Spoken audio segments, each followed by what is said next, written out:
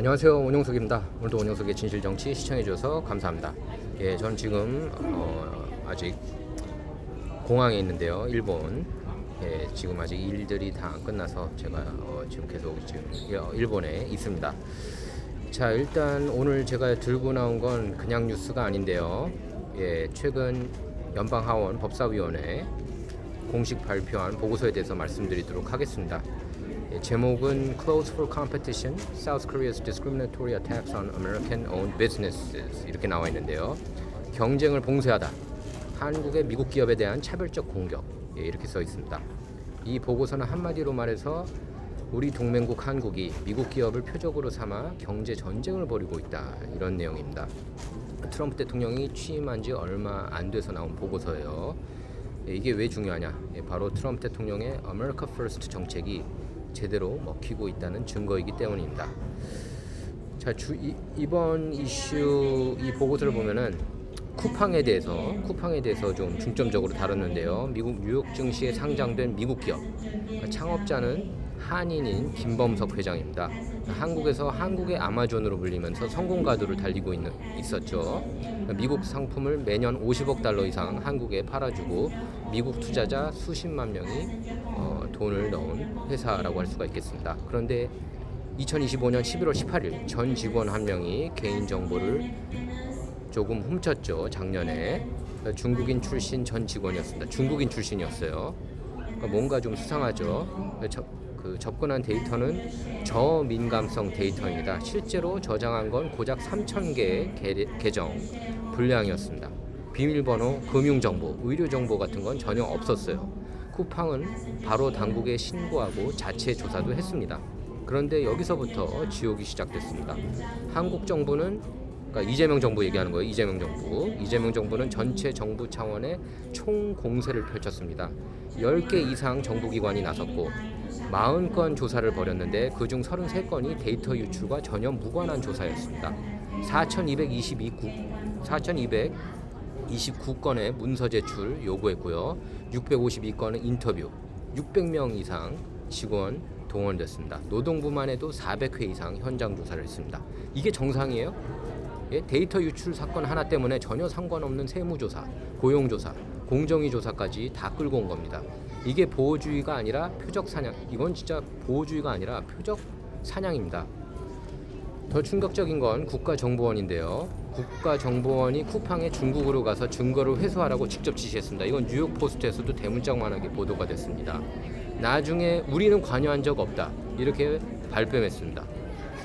이렇게 공식 부인을 했는데, 그리고 미국인 헤럴드 로저스 임시 CEO를 위증죄로 고발하려고 압박했습니다. 로저스는 미국 시민이에요. 한국 국회 청문회에 불려가서 검은머리 외국인이라는 인종차별적 발언까지 들었고 쿠팡 파산시켜라, 체포해서 추방하라 이런 협박을 수십 번 받았습니다. 이게 동맹국이 할 짓입니까? 결국 지난달 2026년 지난달 6월 11일 공정거래위원회는 쿠팡에 4,100억 원이 넘는 벌금을 때렸습니다. 한국 역사상 단일 기업에 부과된 최대 벌금입니다. 이게 지금 그 미화로 따져도 4억 불이 넘는데, 이거는 진짜 박스오피스에서 히트작 영화 전 세계 글로벌 수익 금액 웬만한 그런 히트작 영화 수익보다도 더 높은 그런 벌금입니다. 엄청난 벌금이에요. 말도 안 되는 거죠. 정말 미국 기업 탄압이라고 할 수가 있겠습니다. 이재명 정부의 미국 기업 탄압. 이런 식으로 탄압하면은 미국 입장으로서는, 제가 볼 때 미국 입장으로서는 반드시 보복을 해야 돼요. 한국을 상대로. 그래서 한국 역사상 단일 기업에 부과된 최대 벌금인데요. 한국 기업들이 훨씬 심각한 데이터 유출을 저질렀을 때 낸 벌금보다도 훨씬 크고요.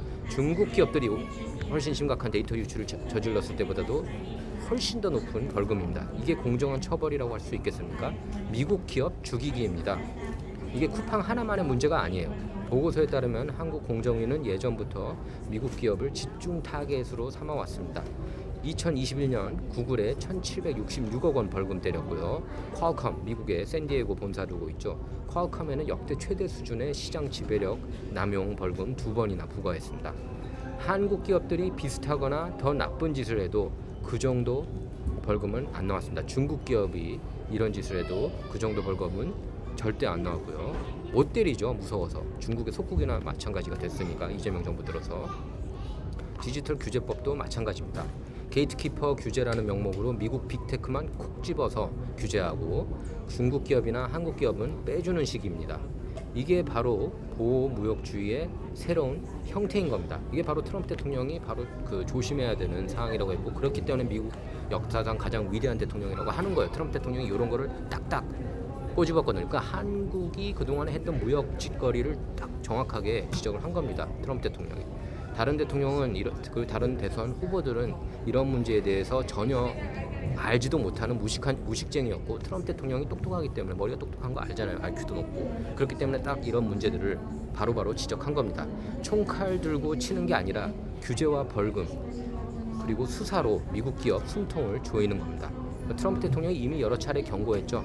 미국 기업을 자국 기업보다 더 불리하게 대우하는 규제는 절대 용납하지 않겠다. 제이리 벤스 부통령도 한국 총리 김민석이에게 직접 경고했죠. 그래서 이번 보고서는 그 경고를 뒷받침하는 공식 증거라고 할 수가 있겠습니다. 이게 왜 미국의 문제냐? 쿠팡 주가가 이 사태 이후 40% 이상 폭락했습니다. 미국 공적 연금, 뮤추얼 펀드, 평범한 퇴직자들이 투자한 돈이 날아간 겁니다. 쿠팡을 통해 한국에 팔리는 미국 상품도 타격을 받았습니다. 보고서는 추정치로 앞으로 10년 동안 미국 경제에 5,250억 달러 손실, 그러니까 평균 미국 가구당 3,800달러 피해가 발생할 수 있다고 경고합니다. 이게 동맹국이 해줄 짓입니까?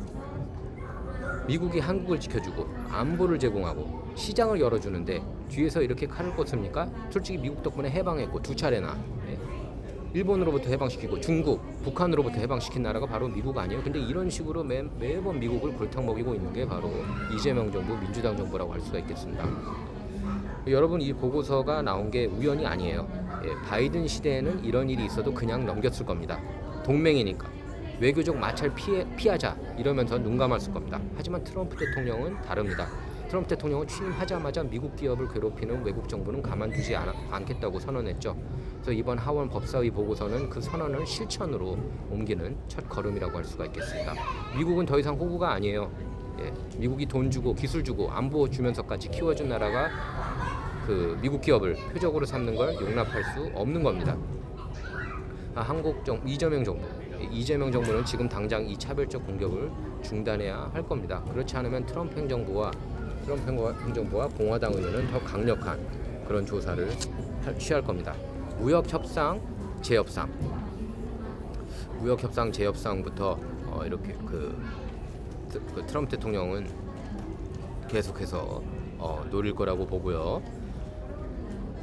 그리고 그 미국 우선주의 바탕으로 그 동맹이라고 이렇게 무조건 퍼주지 않고 반드시 그 관세부가, 그러니까 무역 협상, 재협상 그리고 관세부가 모든 카드를 테이블 위에 올려놓을 준비가 지금 되어 있습니다. 이재명 정부가 정신 나갔다고 저는 봐요.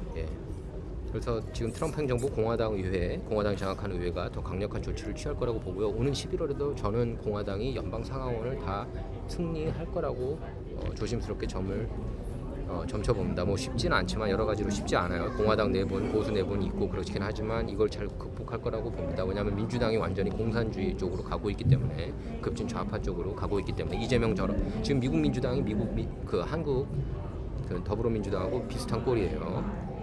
이재명 정부처럼. 그래서 이게 바로 이제 아메리카 퍼스트라고 할 수가 있는 겁니다. 동맹이라고 무조건 퍼주지 않는 거예요. 미국 국민 이익을 최우선으로 지키는 대통령이 필요한데 그게 바로 도널드 트럼프입니다. 자, 저는 지금 이제 좀 공항에서 이렇게 시간 내서 여러분께 메시지를 속보로 전해드리고 있습니다. 전해드렸습니다. 전 다음 시간에 돌아오도록 하겠습니다. 시청해주셔서 감사합니다.